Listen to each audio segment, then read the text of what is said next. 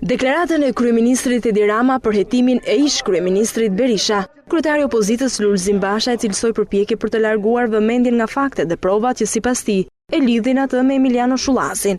Ai po bën çdo përpjekje për të larguar vëmendjen nga vërtetimi publik me prova dhe me fakte i lidhjes së tij me kreun e klanit më të tmerrshëm kriminal në vend, me Emiliano Shullazin.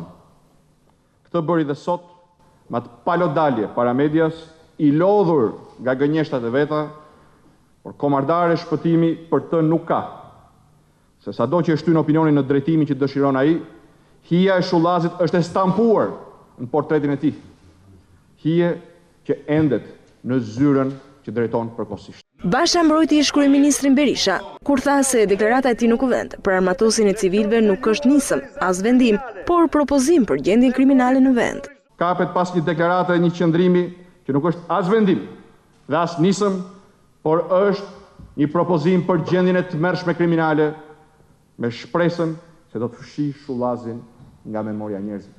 Kryetari i opozitës Lulzim Basha tha se në qoftë se nuk do të kishte vepruar prokuroria dhe aleatët ndërkombëtar, Emiliano Shullazi sot do ishte i lirë në aktivitetin e tij kriminal me mbështetje të kryeministrit.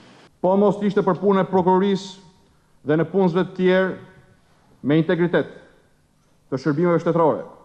Po mos ishte për aleatin ton të çmuar Shtetet e Bashkuara të Amerikës, Emiliano Shullazi do të ishte duke prerë akoma gjoba të reja, duke planifikuar atentate të reja, duke vendosur për tenderin e radhës, emrimin e radhës, duke grabitur qytetarin e radhës dhe pronën e tij.